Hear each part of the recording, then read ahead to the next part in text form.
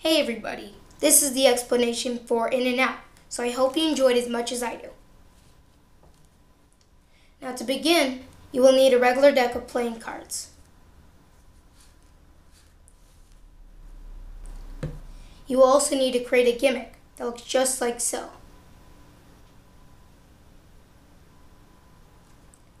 Basically, you have two regular playing cards glued on their backs together, creating a face-up playing card on both sides.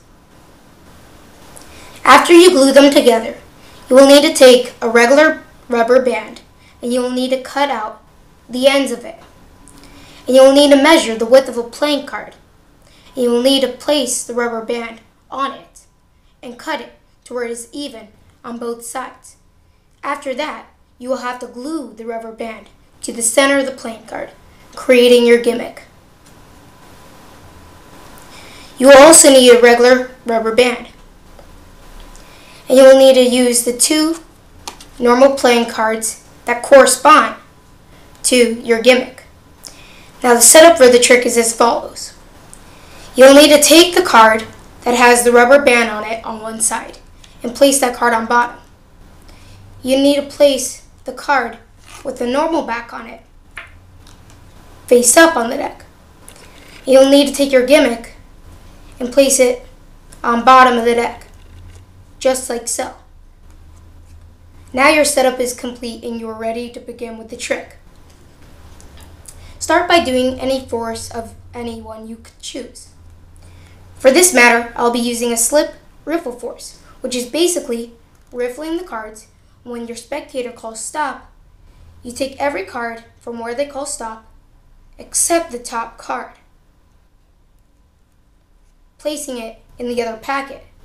That way it looks as if they choose a random card, which is, however, indeed a force. So now they're going to remember their playing card. So it's the two diamonds, for instance. And you place the rest of the deck on top. Now you're going to catch a pinky break with the bottom card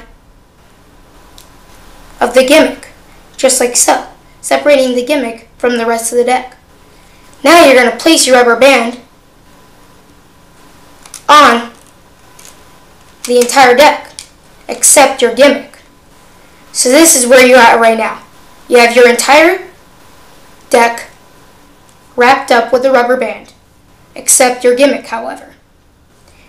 Now the reason for doing this is because you're going to say to the spectators that you don't want to mess them up and you don't want this trick to be enhanced in any way.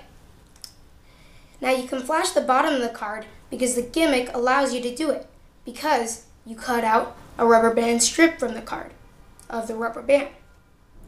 Now proceeding, you're going to make any gesture you would like, and you can shake your hands, giving the magical illusion that when you release with your thumb, you're going to let the bottom card fly out onto the table or into your hand, depending if you're doing it on a table or close-up.